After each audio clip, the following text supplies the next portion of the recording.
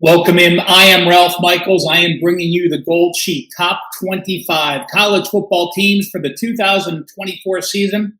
Folks, make sure you stay tuned in to the Bettor's Edge at the end of this video. I am going to give you a 90% ATS situation, which has covered 21 games over the last 3 years. These rankings I'm giving you are based on the Gold Sheet Summer Power Ratings, the number 7 rated power team in the country from Gold Sheet, the Penn State Nittany Lions. We start each and every video off with the odds. These are from DraftKings. I'm doing this video on July 3rd to win the national championship, Penn State 23-1.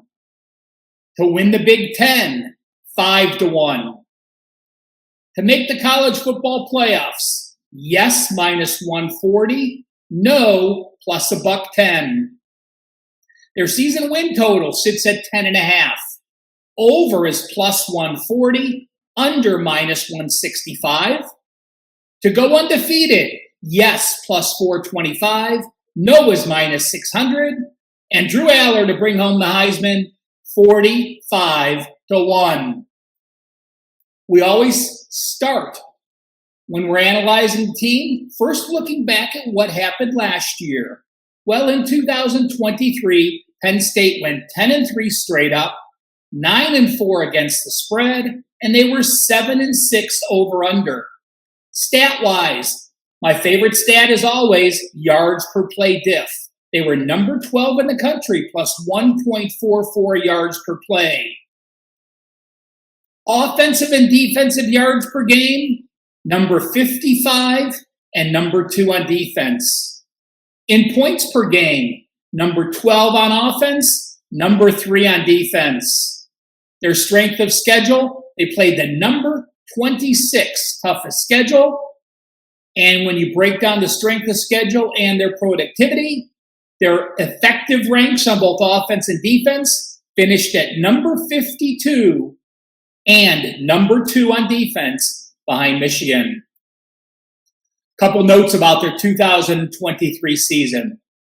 Their turnover margin, they were number 2 in the FBS last year, plus 16 turnovers. In Big Ten action, folks, they were plus 17 turnovers. That's pretty impressive, being a conference against conference foes, being plus 17 turnovers at the end of the year. And sacks, boy, they've been a powerful defensive sack team. They were number 1 in the FBS in sacks per game difference. They were plus 33 sacks at the end of the year. They allowed 16 sacks, and their defense brought home 49 sacks. They had 2 running backs run for 171 and 117 carries. That gave them the number 12 time of possession. And in the red zone, very efficient. They were number 4 in red zone offense. Before I take a look at the 2024 team, guys, this is only team number 7. We're going to do the top 25 plus some bonus conferences with teams that aren't in the top 25.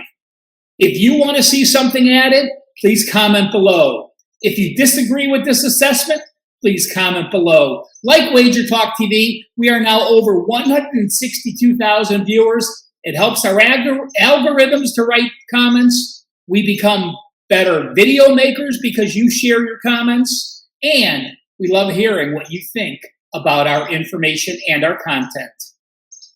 The 2024 team, we start off with the conference cheat sheet.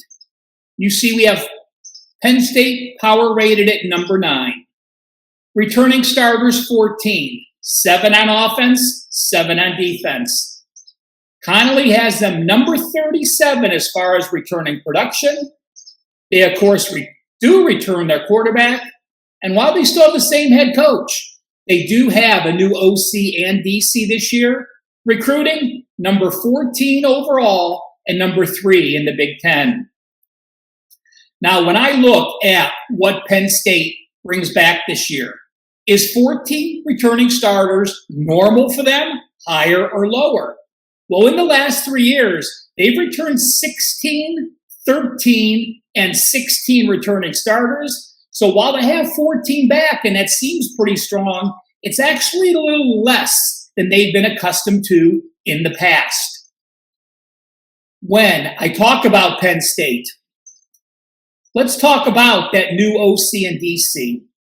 It's very important that when I talk to people and we're going through teams, they think, well, if I have a new OC and I have a new DC, many people will always take that as a negative. Well, when you look at Penn State, they lost their DC and Manny Diaz again. His defensive numbers were phenomenal. That is a negative. Why? Because they did not fire their DC. He left to go to Duke. So having to replace them will be a tough challenge.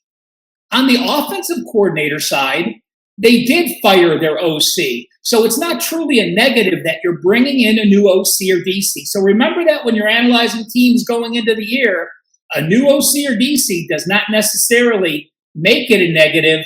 It depends on the situation, the schemes, and the talent they have back. Again, I am a big Manny Diaz fan, and I'm also a fan of, Manny Diaz was a DC, and then he was a head coach, and he really didn't perform well as a head coach. I am a big fan of when a head coach returns to his roots, is no longer a head coach, is now only a coordinator on either side of the ball. That adds an extra sense of leadership for the program.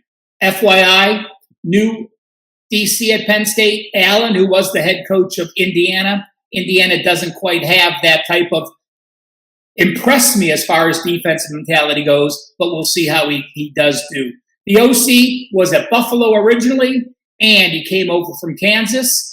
He's a very play action and a lot of people in motion, and it will be a little bit of a change for the Penn State offense. We're going to talk about Drew Aller. Drew Aller completed under 60%, but just under in his first full season as a starter, 59.5%. It's certainly impressive to look at his 25-2 touchdown to interception ratio, but the negative is this.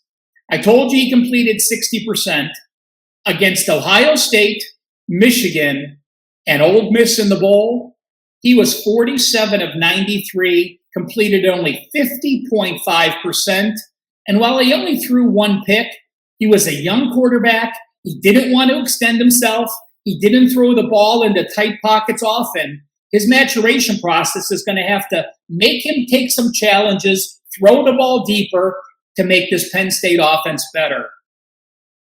The biggest addition they do have is on offense. Listen, Fleming was the #1 wide receiver out of high school. He went to Ohio State. You know who he's played behind. Harrison and Ibuka and that list of wide receivers. He left. He is now here. That is a big addition to this Penn State offense. The biggest concern on the offense is now the O-line. They lost 3 NFL draft picks on their offensive line, a #1, a #3, and a #5 pick. When you look at their units overall, I consider them top 2 in quarterbacks, running backs, D-line, and linebackers, and their top 3 or 4 as far as secondary goes. This is the best defense in the Big Ten. This has a chance to be one of the best defenses in the country. They returned 4 of their top 5 tacklers on the stop unit, and they returned 12 of their top 16 tacklers from last year. Let's take a look at the schedule. Penn State plays the #24 schedule. It is a situation where I have games that they are a dog or a favorite up to a touchdown highlighted in gray. You'll see that we have them projected as a touchdown favorite in all but one game. Their toughest game, we have them as a 2-point underdog to Ohio State at home. And more importantly than any other thing I could point out on their schedule, the top 4 teams in the Big Ten clearly, Ohio State, Oregon, Penn State, and Michigan. Guess what? Without divisions this year, Penn State doesn't have to play both Ohio State and Michigan, nor do they play Oregon this year. Again, when you're looking at the top 4 toughest opponents, the only team they have to face, Ohio State, and it is at home. Now, I do want to point out, our projected line in our summer power ratings against Ohio State was Penn State +2. Penn State is actually +4 at DraftKings as of July 3rd. And if Penn State has a night whiteout, that and an LSU night game are my strongest 2 home field situations. If the Penn State game is a whiteout, I'd actually make the Ohio State game pick 'em. With the current line of +4, I see value in Penn State against Ohio State in that role on November the 2nd. Guys, Gold Sheet is one of the finest football products ever made. If you've never seen the Gold Sheet, please head to goldsheet.com and check it out.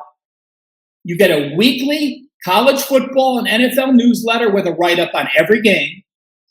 It is released every Tuesday.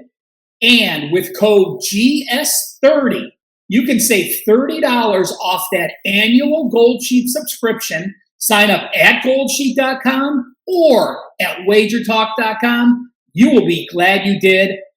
All this great information we're sharing with you here, that's the type of in-depth information you get week in and week out with the Gold Sheet newsletter.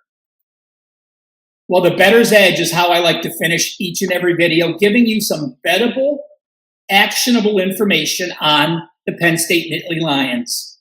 Well, look at Penn State last year.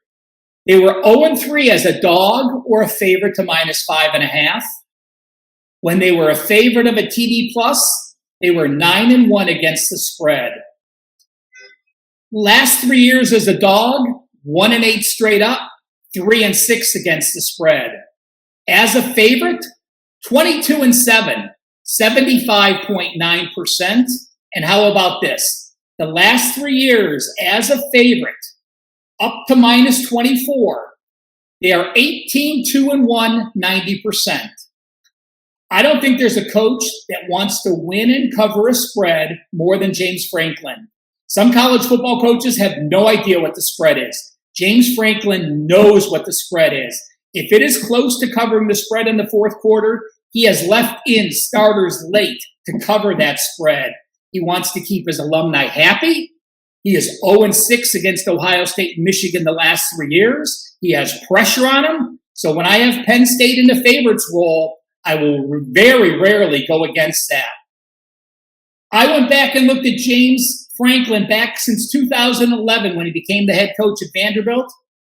He is 95, 66, and 5, 59%. So since 2011, if you blindly bet on James Franklin every game, you have gone 59% against the spread.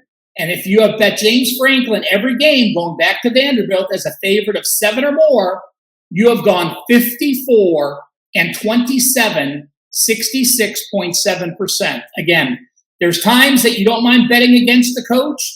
With James Franklin as a favorite, it would take an incredible situation for me to play against them. So I'm either on them or I don't play that side at all. And finally, the one thing I did already bet, folks, is Penn State to make the college football playoffs at -140. Their second toughest game is at USC. Remember, there's an expanded playoffs this year, 12 teams. At least 3 Big Ten teams are going to make it. At least 3 SEC teams are going to make it. I clearly see Penn State as one of the top 3 Big Ten teams, and only laying $1.40 to make those playoffs is my best bet for the Gold Sheet, number 17, the Nittany Lions. I am Ralph Michaels. Follow me at Twitter at CalSportsLV, or take advantage of the Wager Talk Football Early Birds. College football just $4.99.